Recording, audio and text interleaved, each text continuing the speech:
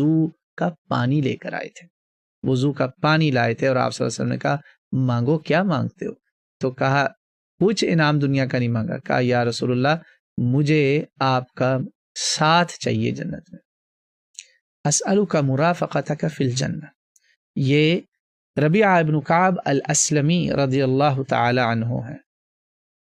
وہ فرماتے ہیں کہ میں رسول اللہ صلی اللہ علیہ وسلم کے ساتھ تھا اور میں ان کے لیے وضو کا پانی لا رہا ہوں، دیکھیں نیک بندہ ہے پہلے سے، تو آپ صلی اللہ علیہ وسلم نے کہا اور تو نہیں کچھ چاہیے؟ کہا نہیں یا رسول اللہ اور کچھ نہیں چاہیے، تو کہا بس پھر فاعنی علی نفسک بکثرت السجود،